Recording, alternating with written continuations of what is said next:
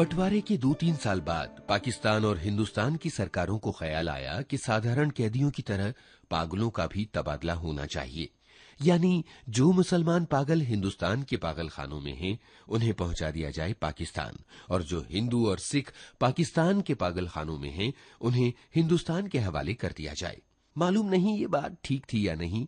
बहरहाल बुद्धिमानों के फैसले के अनुसार इधर उधर ऊंचे स्तर की कॉन्फ्रेंस हुई और आखिरकार एक दिन पागलों के तबादले के लिए नियत हो गया। अच्छी तरह छानबीन की गई। वे मुसलमान पागल जिनके अभिभावक हिंदुस्तान में थे वहीं रहने दिए गए थे, और जो बाकी थे उन्हें सीमा पार रवाना कर दिया गया। वहां पाकिस्तान से, क्योंकि करीब करीब सब हिंदू सिख जा चुके थे, इसलिए किसी को रखने रखाने का सवाल ही न पैदा हुआ। जितने हिंदू सिख पागल थे सबके सब पुलिस के संरक्षण में सीमा पर पहुंचा दिए गए। उधर की मालूम नहीं, लेकिन इधर लाहौर के पागलखाने में जब तबादले की खबर पहुंची तो बड़ी दिलचस्प और कौतुकपूर्ण बातें होने लगीं। एक मुसलमान पागल जो 12 बरस से रोजाना बाकायदी के साथ जमींदार पढ़ता था, उससे जब उसके दोस्त ने पूछा, मौलवी साहब ये पाकिस्तान क्या होता है, तो उसने बड़े सोच विचार के बाद जवाब दिया, हिंदुस्तान में एक ऐसी जगह जहां उस्तरे बनते हैं। ये जवाब सुनकर उसका मित्र संतुष्ट हो गया। इसी तरह एक दिन एक सिख पागल ने एक दूसरे सिख पागल से पूछा, सरदार जी हमें हिंदुस्तान क्यों भेजा जा रहा है, हमें तो वहां की बोली भी नहीं आती। दूसरा मुस्कुरा दिया, मुझे तो हिंदुस्तान की बोली आती है, हिंदुस्तानी बड़े शैतानी में आकड़ आकड़ फिरते हैं। एक मुसलमान पागल ने नहाते नहाते पाकिस्तान जिंदाबाद का नारा इस बुलंदी से लगाया कि फर्श पर फिसल कर गिरा और अचेत हो गया। कुछ पागल ऐसे भी थे जो पागल नहीं थे। इनमें अधिकतर ऐसे कातिल थे जिनके रिश्तेदारों ने अफसरों को दे दिलाकर पागल खाने भिजवा दिया था और वो फांसी के फंदे से बच गए थे। ये कुछ कुछ समझते थे कि हिंदुस्तान का क्यों विभाजन हुआ है और ये पाकिस्तान क्या है, लेकिन सभी घटनाओं से ये भी बेखबर थे। अखबारों से कुछ पता नहीं चलता था और पहरेदार सिपाही अनपढ़ जाहिल थे। उनकी बातचीत से वे कोई नतीजा नहीं निकाल सकते थे। उनको सिर्फ इतना ही मालूम था कि एक आदमी मोहम्मद अली जिन्ना है जिसको कायदे आजम कहते हैं। उसने मुसलमानों के लिए एक अलग मुल्क बनाया है जिसका नाम है पाकिस्तान। ये कहां है, इसकी स्थिति क्या है, इसके विषय में वे कुछ नहीं जानते थे। यही कारण है कि पागलखाने में वे सब पागल जिनका दिमाग पूरी तरह से खराब नहीं था, इस उहापोह में थे कि वे पाकिस्तान में हैं या हिंदुस्तान में। अगर हिंदुस्तान में हैं तो पाकिस्तान कहां है, और अगर वे पाकिस्तान में हैं तो ये कैसे हो सकता है कि वे कुछ अरसा पहले यहां रहते हुए भी हिंदुस्तान में थे। एक पागल तो पाकिस्तान और हिंदुस्तान और पाकिस्तान के चक्कर में ऐसा पड़ा कि और ज्यादा पागल हो गया। झाड़ू देते देते एक दिन दरख्त पर चढ़ गया और एक टहनी पर बैठकर 2 घंटे लगातार भाषण देता रहा, जो पाकिस्तान और हिंदुस्तान के नाजुक मसलों पर था। सिपाहियों ने उसे नीचे उतरने के लिए कहा तो वो और ऊपर चढ़ गया। डराया धमकाया गया तो उसने कहा, मैं न हिंदुस्तान में रहना चाहता हूं न पाकिस्तान में, मैं तो इस पेड़ पर ही रहूंगा। बड़ी मुश्किल के बाद जब उसका दौरा ठंडा पड़ गया तो वो नीचे उतरा और अपने हिंदू सिख दोस्तों के गले मिल मिलकर रोने लगा। इस ख्याल से उसका दिल भर आया कि वे उसे छोड़कर हिंदुस्तान चले जाएंगे। एक एमएमसी पास रेडियो इंजीनियर जो मुसलमान था और दूसरे पागलों से बिल्कुल अलग थलग बाग की एक खास रोश पर सारा दिन खामोश टहलता रहता था, उसमें यह तब्दीली प्रकट हुई कि उसने अपने तमाम कपड़े उतारकर दफेदार के हवाले कर दिए और नंग धड़ंग सारे बाग में चलना शुरू कर दिया। चंयूट एक मोटे मुसलमान पागल ने, जो मुस्लिम लीग का एक सक्रिय कार्यकर्ता रह चुका था और दिन में 15-16 बार नहाया करता था, एकदम नई आदत छोड़ दी। उसका नाम मोहम्मद अली था। चुनाचे एक दिन अपने जंगले में घोषणा कर दी कि वो कायदे आजम मोहम्मद अली जिन्ना है। उसकी देखा देखी एक सिख पागल मास्टर तारा सिंह बन गया। करीब था कि उस जंगल में खून खराबा हो जाए, मगर दोनों को खतरनाक पागल करार देकर अलग अलग बंद कर दिया गया। लाहौर का एक नौजवान हिंदू वकील था जो मोहब्बत में पड़कर पागल हो गया था। जब उसने सुना कि अमृतसर हिंदुस्तान में चला गया है तो उसे बहुत दुख हुआ। उसी शहर की एक हिंदू लड़की से उसे प्रेम हो गया था। यद्यपि उसने वकील को ठुकरा दिया था, मगर दीवानगी की हालत में वो उसको भूला नहीं था। चुनाचे वो उन तमाम मुस्लिम लीडरों को गालियां देता था जिन्होंने मिल मिलाकर हिंदुस्तान के 2 टुकड़े कर दिए थे। उसकी प्रेमिका हिंदुस्तानी बन गई थी और वो पाकिस्तानी। जब तबादले की बात शुरू हुई तो वकील को पागलों ने समझाया कि वो दिल छोटा न करे, उसको हिंदुस्तान भेज दिया जाएगा, उस हिंदुस्तान में जहां उसकी प्रेमिका रहती है। मगर वो लाहौर छोड़ना नहीं चाहता था, इस ख्याल से कि अमृतसर में उसकी प्रैक्टिस नहीं चलेगी। यूरोपियन वार्ड में 2 एंग्लो इंडियन पागल थे। उनको जब मालूम हुआ कि हिंदुस्तान को आजाद करके अंग्रेज चले गए हैं तो उनको बड़ा दुख हुआ। वे छिप छिप कर घंटों इस समस्या पर बातचीत करते रहते कि पागल खाने में उनकी हैसियत किस तरह की होगी, यूरोपियन वार्ड रहेगा या जाएगा, ब्रेकफास्ट मिला करेगा या नहीं, क्या उन्हें डबल रोटी की बजाय ब्लडी इंडियन चपाती तो जहर मार नहीं करनी पड़ेगी। एक सिख था जिसको पागल खाने में दाखिल हुए 15 बरस हो चुके थे। हर समय उसकी जबान से अजीबो गरीब शब्द सुनने में आते, उप्पड़ दी, गिड़गिड़ दी, एक्स दी बेध्याना दी, मूंग दी दाल ऑफ दी लालटेन। वो दिन को सोता था ना रात को। पहरेदारों का ये कहना था कि 15 बरस के इस लंबे अरसे में वो एक क्षण के लिए भी न सोया था, लेटता भी नहीं था। अलबत्ता कभी कभी किसी दीवार के साथ टेक लगा लेता था। हर समय खड़े रहने से उसके पांव सूज गए थे, पिंडलियां भी फूल गई थीं, मगर इस शारीरिक तकलीफ के बावजूद लेटकर आराम नहीं करता था। हिंदुस्तान, पाकिस्तान और पागलों के तबादले के विषय में जब कभी पागलों में चर्चा होती तो वो ध्यान से सुनता था। कोई उससे पूछता कि उसका क्या हाल है तो वो बड़ी गंभीरता से जवाब देता, उप्पड़ दी, गिड़गिड़ दी, एक्स दी बेध्याना दी, मूंग दी दाल ऑफ दी पाकिस्तान गवर्नमेंट।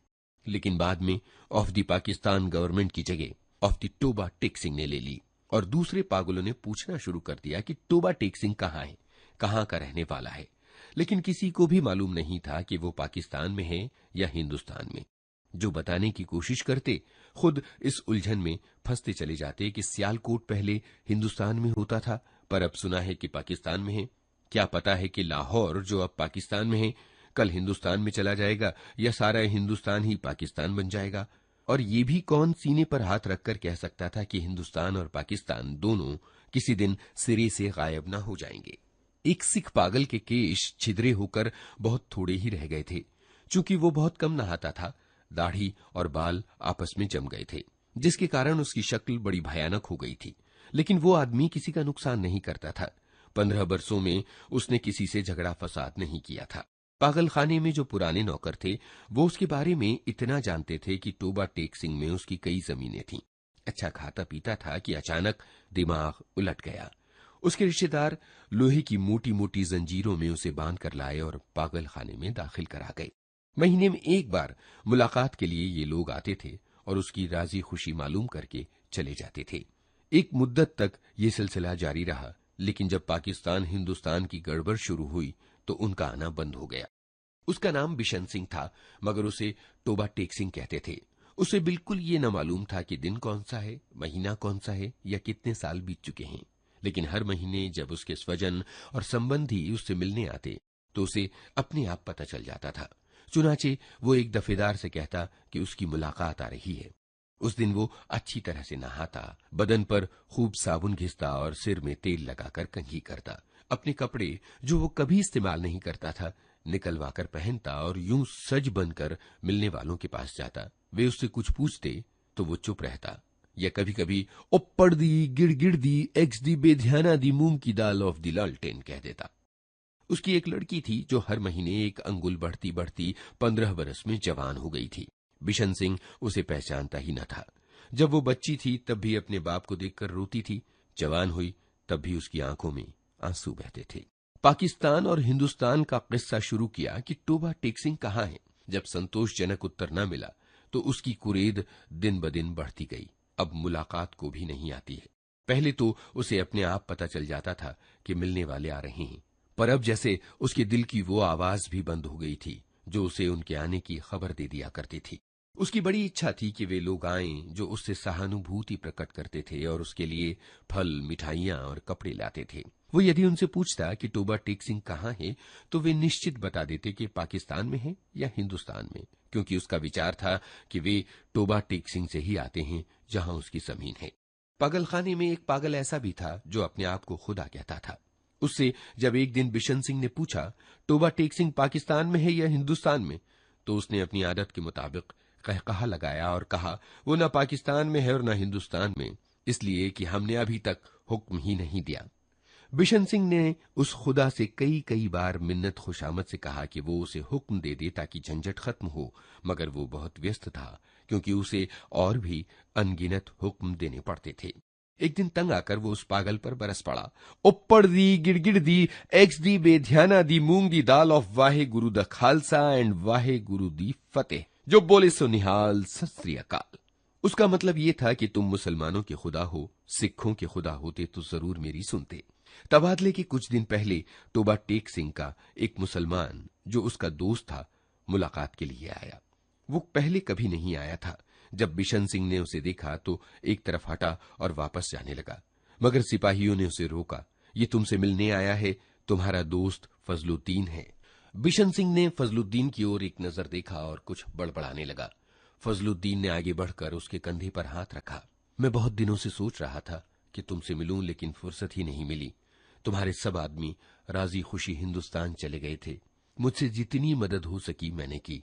तुम्हारी बेटी रूप कौर, वो कुछ कहते कहते रुक गया। बिशन सिंह कुछ याद करने लगा। बेटी रूप कौर? फजलुद्दीन ने कुछ रुक कर कहा। हाँ, वो भी ठीक ठाक है, उनके साथ ही चली गई थी। बिशन सिंह चुप रहा। फजलुद्दीन ने कुछ कहना शुरू किया। उन्होंने मुझसे कहा था कि तुम्हारी राजी खुशी पूछता रहूं। अब मैंने सुना है कि तुम हिंदुस्तान जा रहे हो। भाई बलबीर सिंह और भाई बधावा सिंह से मेरा सलाम कहना, और बहन अमृत कौर से भी। भाई बलबीर सिंह से कहना फजलुद्दीन राजी खुशी है। 2 भूरी भैंसें जो वो छोड़ गए थे, उनमें से एक ने कट्टा दिया है, दूसरी ने कट्टी दी थी, पर वो 6 दिन की होकर मर गई। और मेरे लायक जो खिदमत हो कहना, हर वक्त तैयार हूं। और मैं ये तुम्हारे लिए थोड़े से मरुंडे लाया था। बिशन सिंह ने मरुंडों की एक पोटली लेकर पास खड़े सिपाही के हवाले कर दी और फजलुद्दीन से पूछा, टोबा टेक सिंह कहाँ है? टोबा टेक सिंह? उसने तनिक आश्चर्य से कहा। कहाँ है? वही है जहां था। बिशन सिंह ने पूछा, पाकिस्तान में है या हिंदुस्तान में? हिंदुस्तान में। नहीं नहीं, पाकिस्तान में। हिंदुस्तान में? ओ नहीं नहीं, पाकिस्तान में। फजलुद्दीन बौखला सा गया।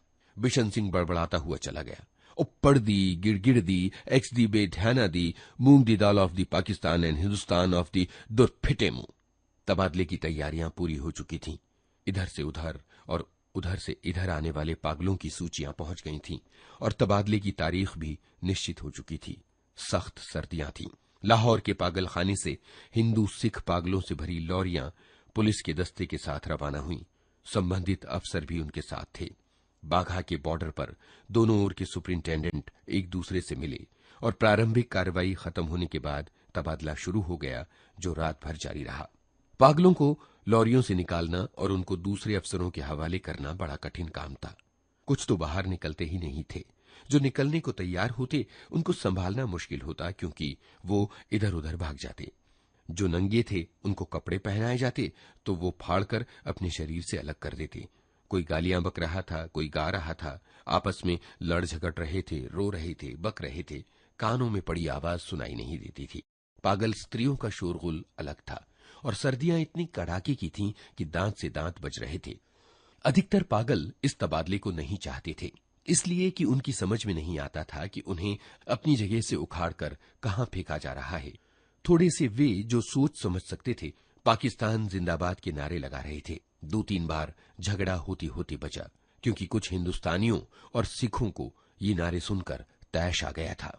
जब बिशन सिंह की बारी आई और जब उसको दूसरी ओर भेजने के संबंध में अधिकारी लिखत पढ़त करने लगे, तो उसने पूछा, टोबा टेक सिंह कहाँ है, पाकिस्तान में या हिंदुस्तान में? संबंधित अधिकारी हंसा और बोला, पाकिस्तान में। ये सुनकर बिशन सिंह उछलकर एक तरफ हटा और दौड़कर अपने शेष साथियों के पास पहुंच गया। पाकिस्तानी सिपाहियों ने उसे पकड़ लिया और दूसरी तरफ ले जाने लगे, किंतु उसने चलने से इनकार कर दिया। टोबा टेक सिंह कहाँ है?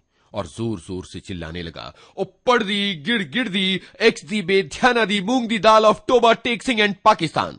उसे बहुत समझाया गया। देखो, टोबा टेक सिंह अब हिंदुस्तान में चला गया है। यदि नहीं गया है तो उसे तुरंत ही भेज दिया जाएगा, किंतु वो ना माना। जब जबरदस्ती दूसरी ओर ले जाने की कोशिश की गई तो वो बीच में एक स्थान पर इस प्रकार अपनी सूजी हुई टांगों पर खड़ा हो गया जैसे अब कोई ताकत उसे वहां से नहीं हटा सकेगी। क्योंकि आदमी बेजरर था, इसलिए उसके साथ जबरदस्ती नहीं की गई। उसको वहीं खड़े रहने दिया गया और शेष काम होता रहा। सूरज निकलने से पहले स्तब्ध खड़े हुए बिशन सिंह के गले से एक गगनभेदी चीख निकली। इधर उधर से कई अफसर दौड़े आए और देखा कि वो आदमी जो 15 बरस तक दिन रात अपनी टांगों पर खड़ा रहा था, औंधे मुंह लेटा था। इधर कांटेदार तारों के पीछे हिंदुस्तान था, उधर वैसे कांटेदार तारों के पीछे पाकिस्तान। बीच में जमीन के उस टुकड़े पर जिसका कोई नाम नहीं था, टोबा टेक सिंह पड़ा था। मंटो की कहानी टोबा टेक सिंह।